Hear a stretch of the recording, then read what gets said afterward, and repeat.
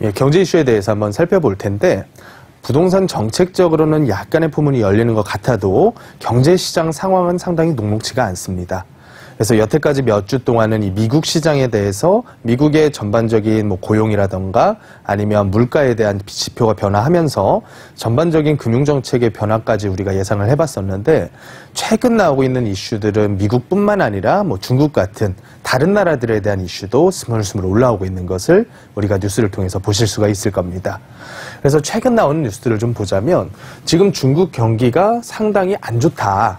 왜 안 좋느냐라고 봤더니 거기 역시 마찬가지겠죠. 물가 수준이 너무나 많은 이 풀린 돈 때문에 스물스물 올라가는 모습을 보이는데 일단 1차적으로 제조자들, 그러니까 제조자들이 원자재를 수급하는 데 있어서 어려움을 겪는 그런 문제들 때문에 원자재 값은 올라가는데 그에 대비해서 시장 경제에다가 모든 것을 일임하지 않는 체제이다 보니까 소비자 물가에 대한 통제가 꽤나 강력하게 들어가고 있는 모양입니다. 그렇다 보니까 제조업체들 입장에서는 원자재는 높아지는데 내가 팔 수 있는 가격은 계속 제한이 걸려 있으니까 이 제조업체들에 대해서 상당히 영향이 안 좋게 가고 있더라.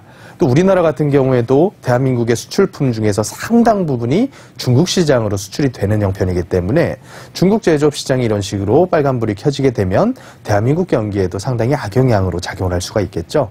그런데 그런 부분과 더불어서 한번 살펴봐야 될 것이 미국 같은 경우는 지금 하루 확진자 수가 이 델타 변이 바이러스라고 하는 게 변이 전염성이 굉장히 강하다고 하잖아요.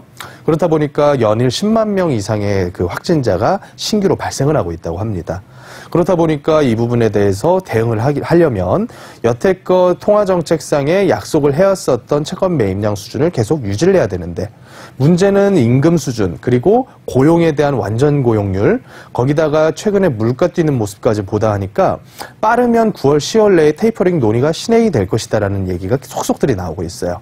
그래서 이런 부분들을 종합적으로 고려해서 한 단어로 표현을 좀 해보자면 여기 보이는 이런 스태그플레이션에 대한 얘기가 지난 2018년 19년 이후에 다시 이 시장에 등장을 하게 되는 그런 계기가 된다. 이렇게 생각을 하시면 될 것 같은데 이 스태그플레이션 같은 경우는 경기 침체를 뜻하는 스태그네이션과 또 물가 인상을 뜻하는 인플레이션의 합성을 하고 보시면 될 것 같아요. 그런데 이게 같이 동시에 일어난다는 건 무슨 뜻이냐면 경기 회복을 위해서는 통화상으로 통화로서 정책을 자금을 풀건 아니면 재정 집행을 계속 늘리면서 재정을 풀던지 간에 결론은 돈을 계속 꾸지건해서 시장에다가 살포를 해줘야 되는데 이런 식의 살포가 과도해진 상태에서는 물가가 계속 인상되는 모습을 보이면서 자칫 잘못했다가는 이게 하이퍼 인플레이션, 손 쓸 수가 없는 지경까지 물가 인상이 될 가능성까지 생겨버린다는 거죠.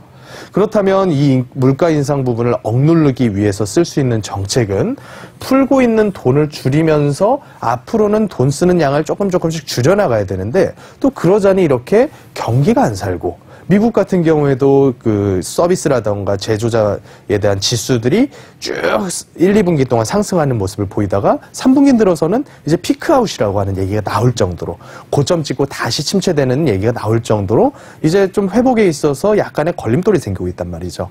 그런데 그런 상태에서 물가는 뛰고 참 이게 대응하기 어려운 형태로 시장이 흘러가고 있는 것 같습니다.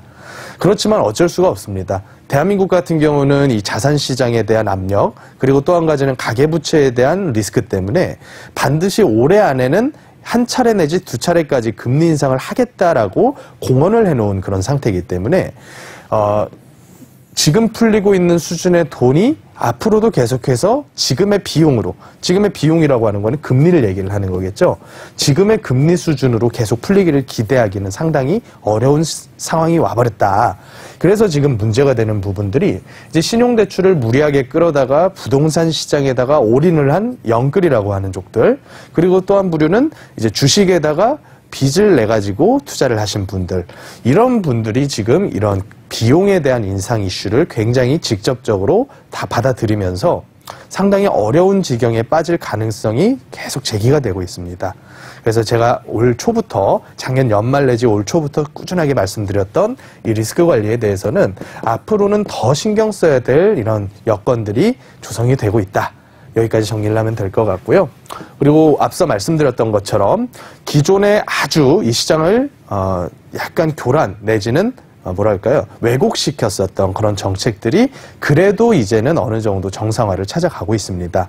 그중에 제가 가장 많이 꼽았었던 것이 바로 임대사업자 폐지인데요. 지금 민간에서 임대하는 수많은 물량들을 공공에서 완벽하게 할 수 있을 여건이 조성 안 된 상태에서 민간 임대 물량을 싹둑 잘라버리는 이런 임대사업자 폐지는 사실 시장 상황하고는 전혀 안 맞는 정책이었다고 저는 봐요. 그래서 지금 공공에서 만약에 일반적인 1, 2인 가구 수요자들이 선호하는 역세권에 부지 매입을 하기 위해서는 엔간한 좋은 역세권들은 토지대를 최소 5, 6천만 원대에서 심한 경우는 1억 이상을 주고서 매입을 해야 되거든요. 그런데 100평, 200평 토지에다가 어느 정도의 건축 행위를 할 수 있는가 봤더니 뭐 많아야 100세대, 200세대란 말이죠. 그러면 100세대, 200세대, 3, 4억짜리 전세 만들기 위해서 재정을 수백억을 들여가지고 그런 행위를 할 수 있을 것이냐? 불가능하다는 거죠.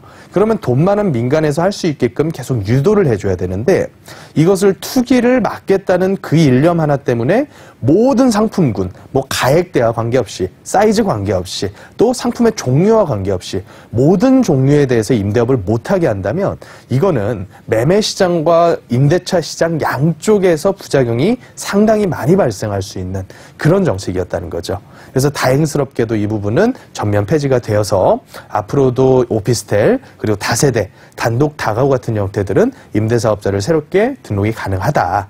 그래서 우리가 투자로서 접근할 때 앞으로 이런 세법적인 부분 고려해서 투자를 해야 되는데 임대사업자라고 하는 좋은 그런 하나의 수단이 아직까지 유지가 되고 있다는 점에서 우리의 투자 방향을 어느 정도 선택하는 데 도움이 될 수가 있다.